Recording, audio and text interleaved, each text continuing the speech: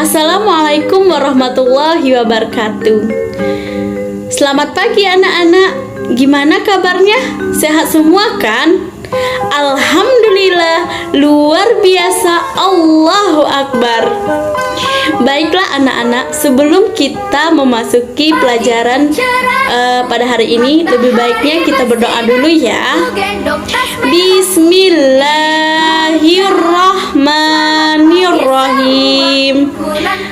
Rabbi zidna ilman warzuqna fahman. Amin ya rabbal alamin. Alhamdulillah. Baiklah anak-anak, ibu ingin bertanya nih, siapa yang masih ingat tentang pembahasan kita minggu lalu? Nah, betul sekali. Minggu lalu kita membahas tentang surah Al-Ma'un. Nah, siapa yang tahu arti dari surah Al-Ma'un? Betul sekali. Surah Al-Ma'un yang berarti barang-barang yang berguna. Nah, ibu ingin bertanya lagi nih. Surah Al-Ma'un di dalam Al-Quran terdapat surah ke? Betul sekali. Surah Al-Ma'un di dalam Al-Quran terdapat surah ke-107, yang mana surah Al-Ma'un terdiri dari 7 ayat. Nah, sebelum kita membahas isi kandungan surah Al-Ma'un, lebih baiknya kita membaca surah Al-Ma'un dulu ya. Bismillahirrahmanirrahim. Ara'aitallazi yukadzibu biddin, fadzalikallazi yad'ul yatim wala yahuddu ala ta'amil miskin, fawailul lil musalli allazina hum an salatihim sahun allazina hum yura'una wa yamma'unal ma'un. Amin. Nah, anak-anak, itulah bunyi dari surah Al-Ma'un. Nah, pembahasan kita kali ini mengenai isi kandungan dari surah Al-Ma'un. Nah, anak-anak, isi kandungan dari surah Al-Ma'un secara garis besar menggambarkan sifat manusia yang mendustakan agama dan ancaman bagi orang yang lalai terhadap sholat, bersikap ria, yaitu melakukan perbuatan bukan untuk mencari keridhaan Allah Subhanahu wa Ta'ala, tetapi untuk mencari pujian atau kemasyhuran di masyarakat. Nah, pada ayat pertama terdapat lafaz aro'ai yang berarti tahukah kamu. Penggunaan kata tersebut bertujuan untuk menggugah hati pendengar agar memberikan perhatian terhadap kandungan pada ayat-ayat selanjutnya.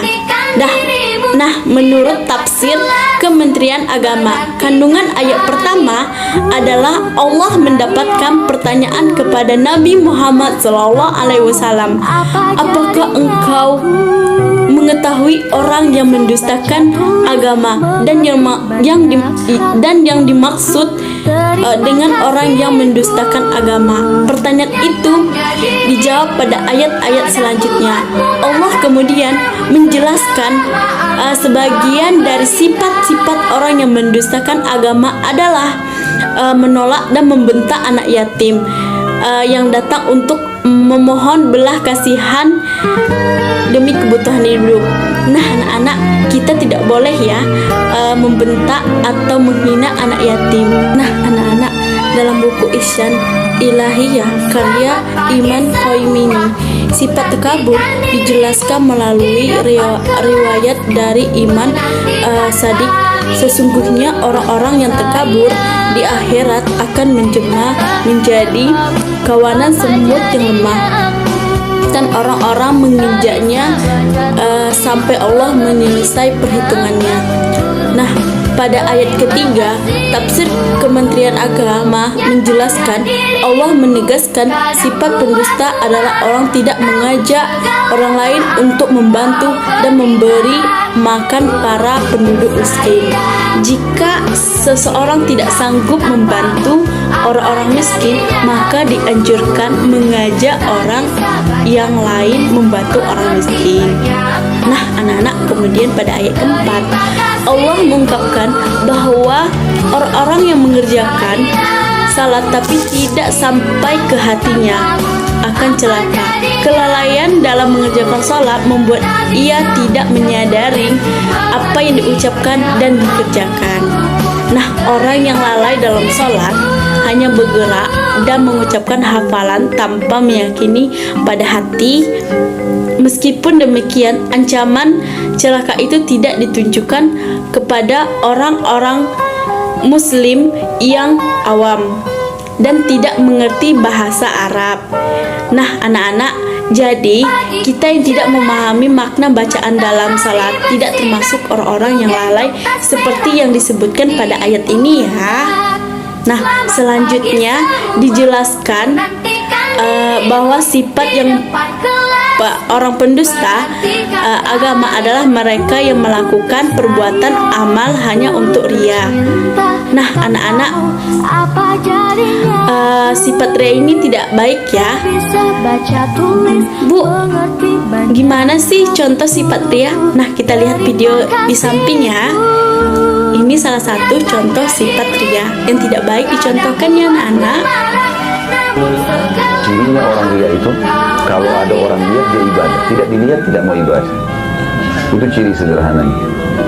Jadi kalau ada orang dia sedekah, ada orang dia sholat, ada orang dia berdoa, tidak ada orang tidak ada dikerjain. Bapak Ibu muhasabah sendiri, kalau lagi sendiri di rumah, berzikir enggak? Berdoa enggak? Baca Quran enggak? Jangan sampai kita hanya di depannya orang baru kita lakukan. Berarti ada sifat ria, dan masalahnya tidak diterima amalnya. Jadi nggak boleh ada ria sama Nah, jadi sifat ria terbagi menjadi dua. Nah, ada sifat ria jali, ria yang nyata, dan ada sifat ria khafi, ria tersembunyi. Apa sih, Bu, ria jali? Nah, ria jali atau ria yang nyata, ria sejak semula diniatkan bahwa amal yang dilakukan hanya untuk mencari kedudukan, bukan untuk mengharap keridhaan Allah Subhanahu wa Ta'ala. Jadi ria kafi apa, Bu? Nah, jadi ria kafi atau ria tersembunyi, ria yang bukan bertujuan untuk mendapatkan kedudukan, tetapi ada tujuan lain yang tersembunyi dalam perbuatan yang dilakukan. Nah, anak-anak, ria adalah salah satu tanda-tanda orang munafik yang termasuk mereka yang celaka di akhirat. Nanti sebagai dijelaskan dalam surat An-Nisa ayat 142. Sesungguhnya orang munafik itu hendak menipu Allah, tetapi Allah lah yang menipu mereka. Apabila mereka berdiri untuk sholat, mereka lakukan dengan malas. Mereka bermaksud ria, ingin dipuji di hadapan manusia, dan mereka tidak mengingat Allah kecuali sedikit sekali. Nah, anak-anak, jadi sifat ria itu tidak baik ya. Jangan dicontohkan ya anak-anak. Lalu pada akhirnya Allah menegaskan sikap pendosa agama adalah enggan memberi bantuan kepada sesama, bahkan untuk sekedar meminjamkan barang keperluan sehari-hari yang sepele. Sikap tersebut menunjukkan keburukan akhlak terhadap orang lain. Dengan demikian, mendusta agama tidak beribadah kepada Allah dengan sempurna, serta tidak berbuat baik kepada manusia. Nah, anak-anak, inilah yang dapat Ibu jelaskan pada hari ini tentang isi kandungan surah Al-Ma'un. Dapat kita simpulkan bahwa surah Al-Ma'un menjelaskan ciri-ciri seorang pendusta. Nah, yang pertama, menghardi anak yatim. Yang kedua, tidak mengajak sesama agar membantu orang miskin. Dan ketiga, lalai dalam mengerjakan sholat. Keempat, bersikap ria dalam beramal. Kelima, tidak meminjamkan barang-barang berguna kepada orang lain yang membutuhkan.